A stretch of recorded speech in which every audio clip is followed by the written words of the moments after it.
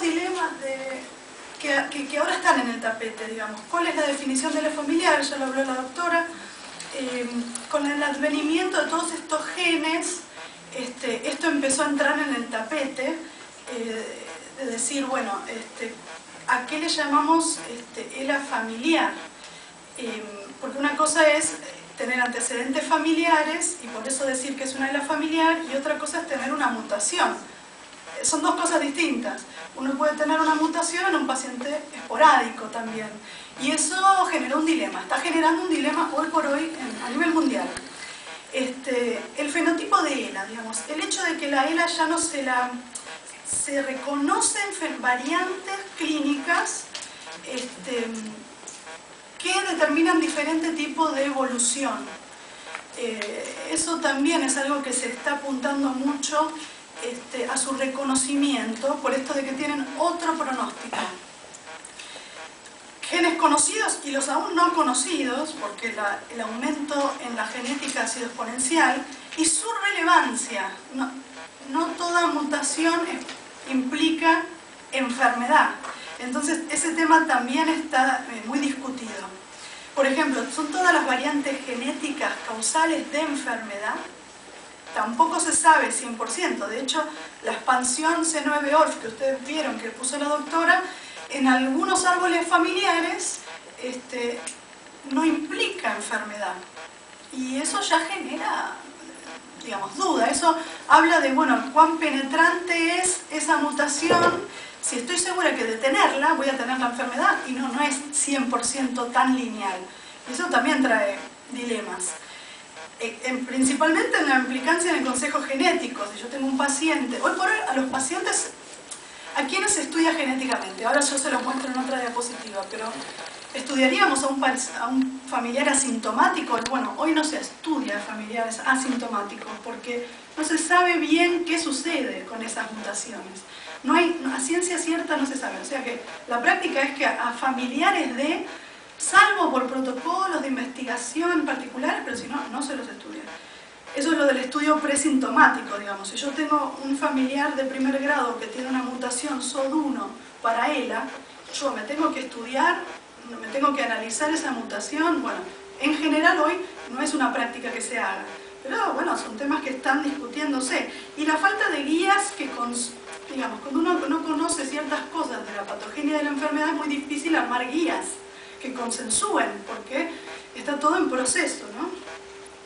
Este es uno de los criterios aceptados hoy por hoy, que la divide en definida, probable, posible o sospechada, de acuerdo a cuántos familiares de primer, segundo grado se tengan con ELA. Entonces uno dice definida si hay 2 familiares de primer, segundo grado con ELA, probable si hay un familiar, etc. Y si ven en la nota abajo, también la demencia frontotemporal está digamos, siendo considerada dentro del árbol genealógico con la posibilidad de estudiarlo genéticamente, porque hay formas de ELA emparentadas a la demencia frontotemporal que tienen un origen genético. Así que esto es algo que está evolucionando mientras hablamos, es muy difícil de definirlo. Por ejemplo, rescato una de las diapositivas que vi en la charla, que es que estudios genéticos en familias con ELA, con y sin historia familiar, es decir, con pacientes esporádicos o familiares. Esporádicos son que no tienen ningún antecedente en la familia de nadie que haya tenido ELA. Demostraron, de estudiar estos árboles genealógicos, demostraron que existe una conexión o vínculo genético entre la ELA y la demencia frontotemporal. Que también parece haber un vínculo genético biológico entre la ELA y algunas enfermedades de control de impulsos, enfermedades psiquiátricas, enfermedad bipolar, psicosis. Eso también es algo muy nuevo y se está empezando a estudiar. Y este vínculo parece ser más evidente en esta nueva expansión de C9orf, que es algo que se descubrió en 2011, o sea, hace muy poquito, pero también está presente en pacientes negativos para esta expansión genética. O sea, está como asociada y no se sabe bien por qué. Porque, como decía la doctora Figueredo, una misma mutación puede dar distintos fenotipos de ELA, pero a veces distintas enfermedades en el árbol genealógico. Por ahí no es solo ELA, sino hay una demencia frontotemporal en el mismo árbol familiar. Y lo de la penetrancia incompleta y fenotipo variable es lo que vengo diciendo, ¿no? Que no siempre tener la mutación implica enfermedad. Entonces esto está, digamos, demostrando que es una genética más compleja que las enfermedades genéticas monogénicas tradicionales, que uno tiene una mutación y una enfermedad y es muy lineal.